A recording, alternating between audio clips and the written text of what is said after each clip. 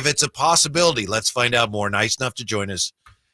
Bulls insider for NBC Sports Chicago, Casey Johnson with us. How's your Friday going, Casey? It's going. A lot of Bulls news, first of many, with the Caruso Josh Giddey trade yesterday. So an off-season of change has begun in Chicago. Let's start right here, get to the meat of the matter, at least as far as we're concerned. Is the way you see it, are the Kings a serious contender to acquire Zach Lavine?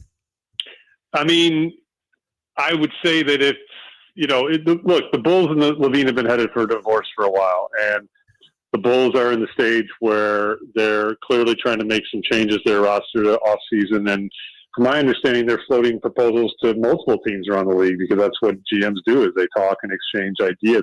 I think this is largely now in Sacramento's court because, as you alluded when you brought me in, Malik Monk resigning was not a sure thing, and him resigning, might lower that appetite from a Sacramento perspective. I know from a Bulls perspective, anybody who's covering the team has been reporting for months that trading Lavine is an off-season priority. So, as I mentioned, they're doing it. They're having proposals exchange, or at least given to multiple teams around the league. I still, the rumored parts that you hear still make some sense from a Bulls perspective, a Harrison Barnes, a Kevin Huerter, that kind of thing. But I can't gauge Sacramento's appetite, particularly in the wake of the Malik Monk deal. Hey, Casey, it's Drape's man, Kyle Draper. Thanks for jumping on with us. Tell me about Zach Lavine. You've covered him for years. I've done a couple of Bulls games in the past. It seems like the narrative around him is he's injury prone. Can he be a winner? What's the real deal with Zach Lavine? How do, those in Chicago view him?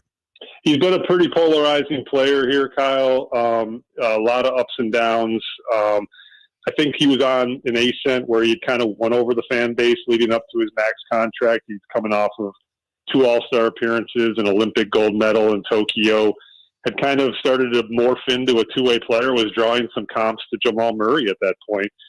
And then since he signed the max contract, things just have not gone as well. He had a very poor start, as did the entire team, to last season individually, and then obviously succumbed to foot surgery. As far as the injury-prone narrative, I always kind of push back on that. I mean, an ACL tear is an ACL tear is a significant thing. He's been extremely healthy since then until late in the 21-22 season when he had to have that same knee scoped, which obviously, you're on your third surgery when you had a foot surgery. That is significant cause for some teams concern, obviously, particularly when you tie in 3 years, $138 million left on his deal. But I always point to that 21-22 season as an example of Lavine, I think, kind of bucking the perception of him as whether or not you can be a winner. The dude was in a contract year, but he saw an opportunity to experience postseason basketball for the first time in 21-22. He played through a knee injury that needed a scope after the season. He didn't miss a game. He just played through it. And I think that speaks more to his character and commitment than some of the knocks you hear against him. So I've been probably a little bit more of a Zach defender here in Chicago than some. He can be an elite and efficient and talented scorer. He definitely is coming off of a very down year, though. Casey Johnson is with us, Bulls insider, NBC Sports Chicago. Understand the motivation from the Bulls side of it to move him. Based on what you know, Casey, how much demand is there around the league? What other GMs around the league and coaches think of Zach Lavine's game right now?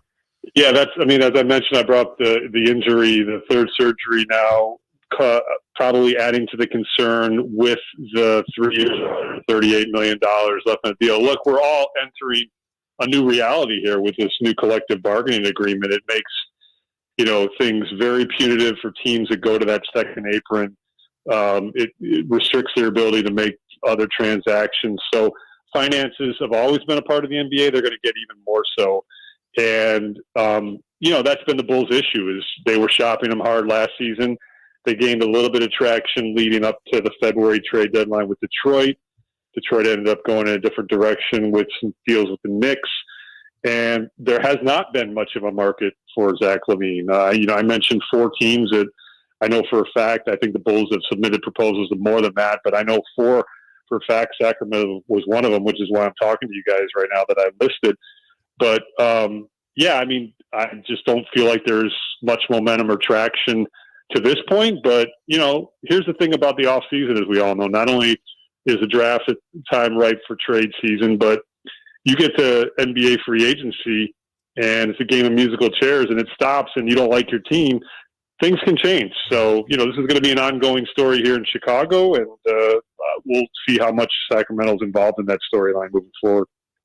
Casey, you guys, the Bulls moved on from Alex Caruso, big deal yesterday. Is this just the start this offseason for them? Do you see them making other moves, Zach Lavine, this offseason, or could it drag into the season? No, I think they're going to make significant changes, Kyle.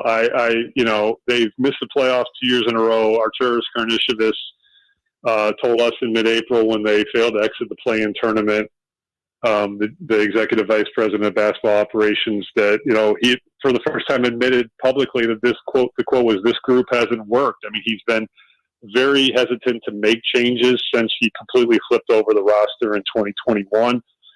There was initial success in 21-22 with Lonzo Ball, but obviously Lonzo Ball's injuries are well documented, and, you know, the Bulls have failed to make the playoffs 2 years in a row, and, you know, you're now starting to see the next iteration of this roster forming. Caruso, incredibly valuable player, but, you know, turning 30, he's 30 and doesn't really fit where the Bulls are as a non-playoff team. And so obviously you're going younger with Josh Giddey, who's 21. And to me, it's the start of multiple changes. You've got DeMar DeRozan possibly hitting unrestricted free agency on June 30th when, you know, it becomes 3 o'clock your time, 5 o'clock my time.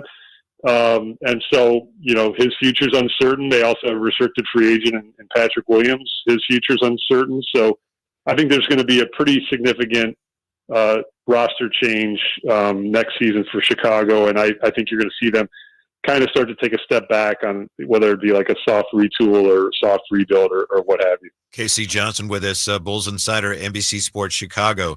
Given Zach Lavine and how much money he makes now, his recent injury history, the fact that the Bulls are obviously motivated to move on, what does that do to the asking price? Is whoever gets Zach Lavine, do they have a good chance to get him at what we might say is a less than market value or a decent value for Zach Lavine right now? 100%. Great question. And yeah, that's really been the change in our reporting is, you know, when this first started, you know, Zach was shot before the relationship kind of turned a little bit more sour. I mean, there's a big public incident here in Chicago last November where his representation, Rich Paul and Clutch Sports, made it clear that Zach was open to being moved for the first time publicly. But prior to that, the Bulls had quietly shopped Zach, and it kind of rankled Zach because he's like, dude, I'm a max player, man. Like, why you give me this money and then you don't really feel like you're committed behind me? So back then, when they were quietly shopping him, they were asking, you know, for these picks, these packages that you see Donovan Mitchell going for, you know, like all-stars and multiple picks.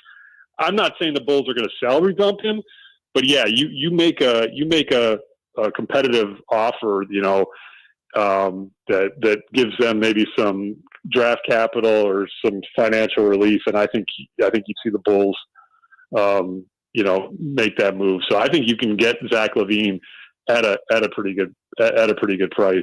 Again, we'll see if it happens, but that's my sense in my conversations around the league. I know you touched on this a little bit ago, but I just want to ask you again, can Zach, you think, be a productive member of a championship chasing team? You know, the narrative, you know, we get from some fans out here, he's too much of a ball hog. He's an ISO player. I maintain, Casey, in the right system, playing alongside a Fox or a Sabonis under a Mike Brown with their system. Somebody else, I think it was Nate Duncan, said in the Golden State Warriors system, Zach would thrive. How do you see Zach, his potential to thrive on a championship caliber team? So I'm going to say this against that backdrop that I said before, where I've been a little bit more of a Zach defender than most. Yeah. It sounds like you might be too, but let me just. Yes, I am. That's my guy. I'm a Zach guy. Yeah, I like it, and I'm a Malik Monk guy, by the way. I'll get into that. I got a quick story for you guys about Malik Monk. But anyway, what I would say is this: this is as objective as it gets. Go look at the quotes from the Olympic team, from Greg Popovich and Steve Kerr, who's an assistant coach.